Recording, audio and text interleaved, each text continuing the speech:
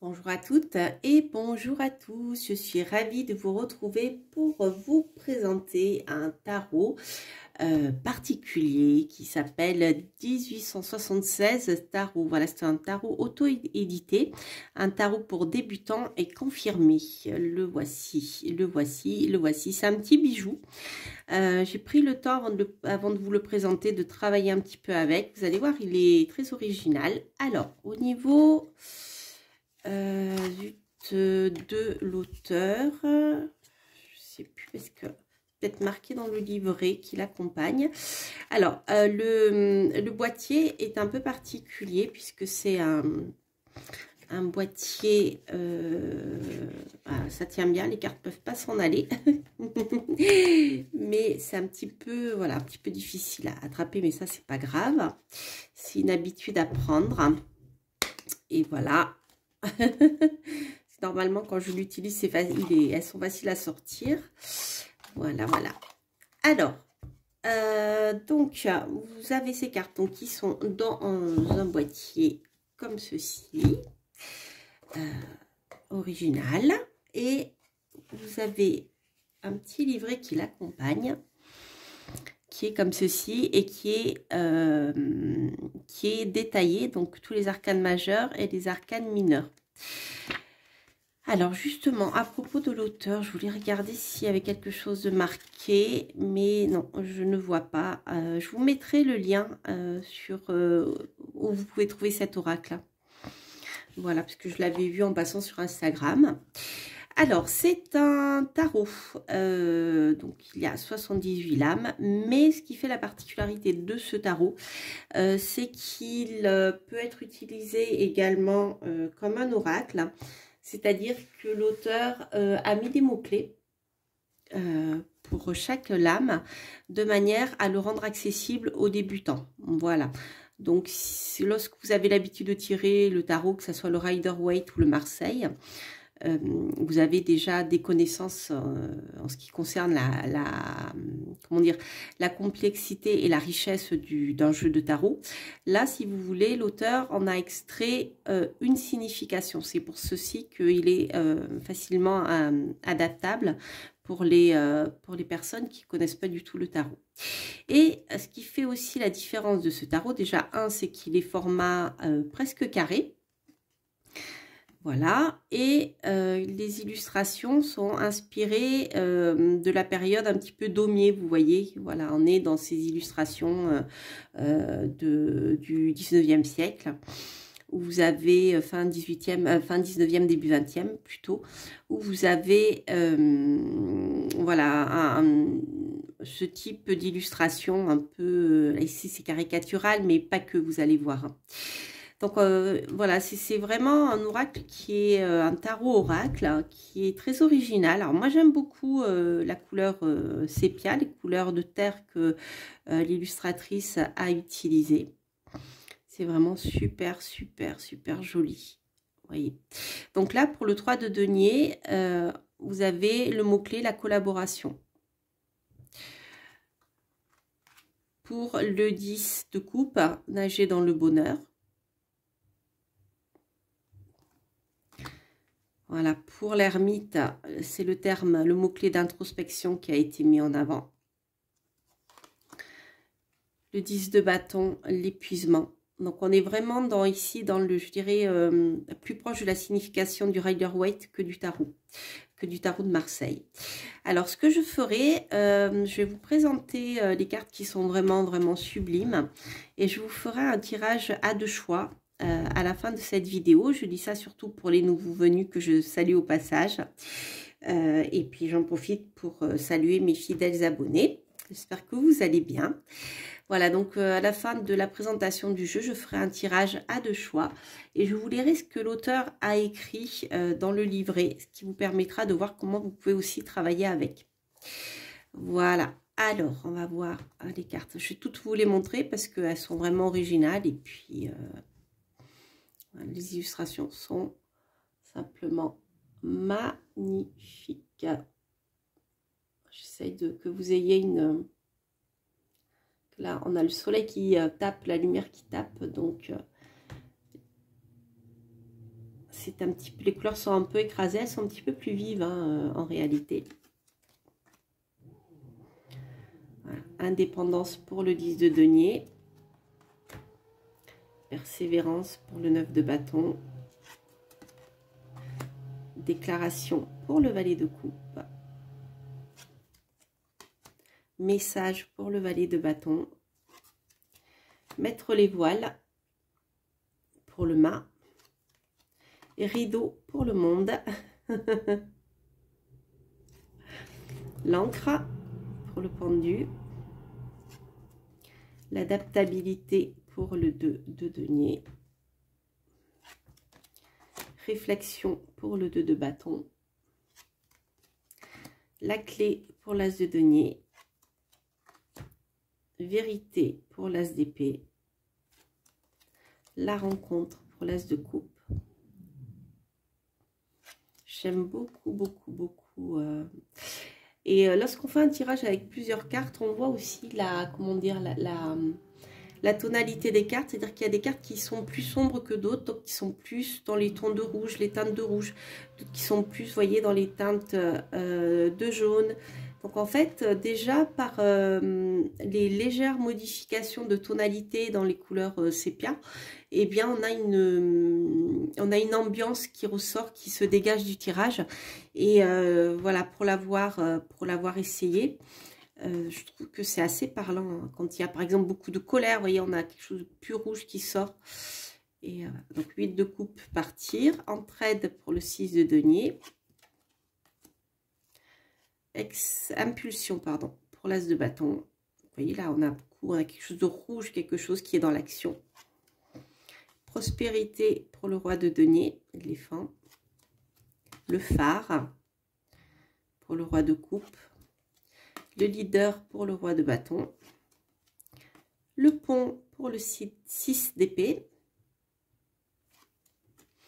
Complicité pour le 2 de coupe.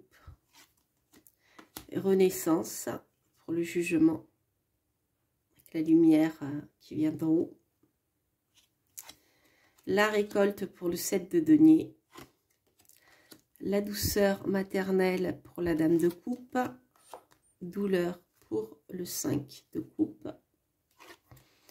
Félicité pour le soleil. Tempête pour la maison Dieu. Ennemi pour le diable. Tristesse pour le 9 d'épée.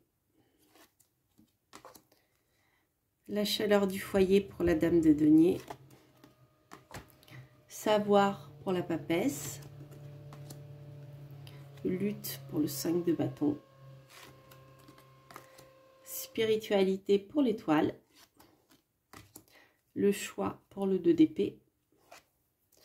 Les saboteurs pour le 8 d'épée. Le travail pour le 8 de denier. Faites un vœu pour le 9 de coupe. Vous savez que vous avez une étoile filante. Intégrité pour la justice. On est vraiment dans l'inspiration de Daumier, le côté caricatural des personnages, j'aime beaucoup. Horizon devant soi pour le 3 de bâton. On retrouve plus l'ambiance du rider traditionnel, je dirais. La marée pour la roue de fortune. L'abondance pour le 10 de denier. Les notables pour le roi d'épée. La communication pour le valet d'épée. Se mettre au vert pour le 4 d'épée. Autorité pour l'empereur. 4 de denier, la cupidité. C'est le côté négatif des choses. C'est vraiment, je vous dis, l'ambiance du Rider Waite. Hein, parce que dans le Marseille, la signification des mineurs n'est pas les mêmes. Illusion, le 7 de coupe. La fête pour le 3 de coupe.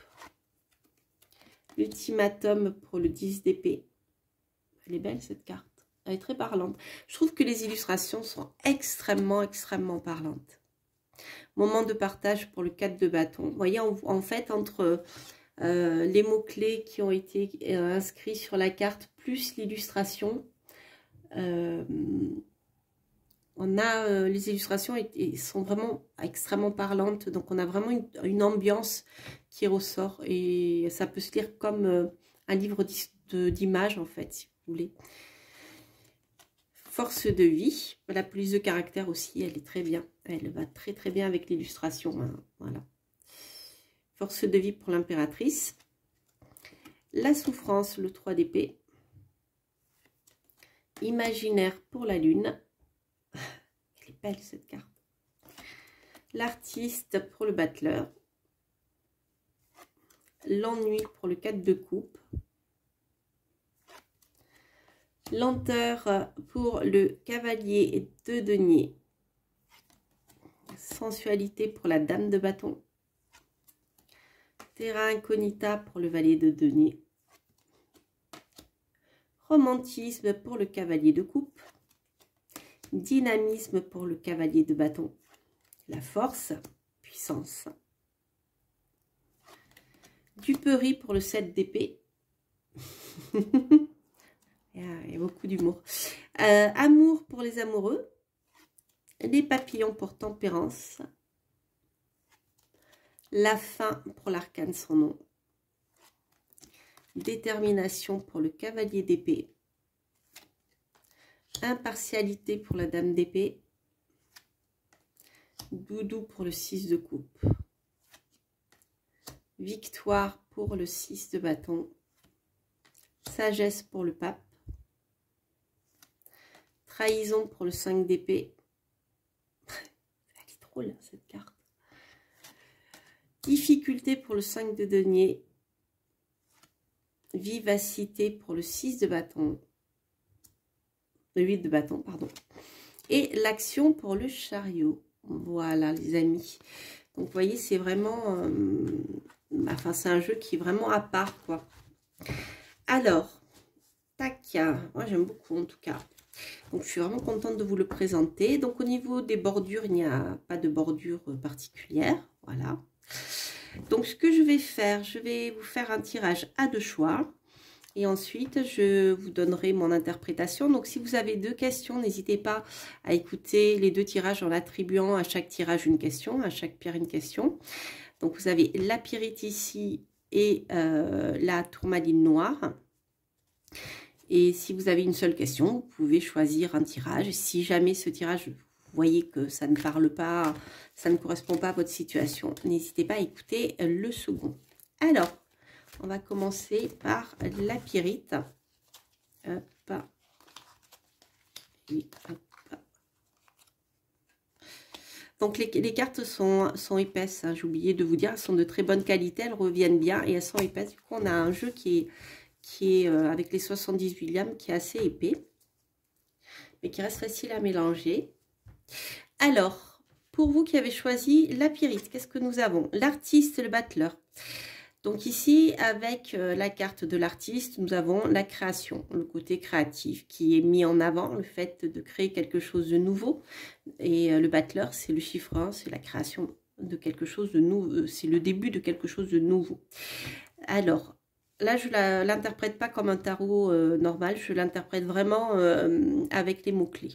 Pour moi, ici, donc il y a bien le début de quelque chose, il peut y avoir le début de quelque chose, mais il y a aussi cette dimension de créer quelque chose de nouveau. Donc ça peut être créé sur le plan artistique, donc ça peut être peinture, sculpture, cuisine, ce que vous voulez qui est créatif et qui vous permet de changer les habitudes en mettant quelque chose de nouveau dans le quotidien.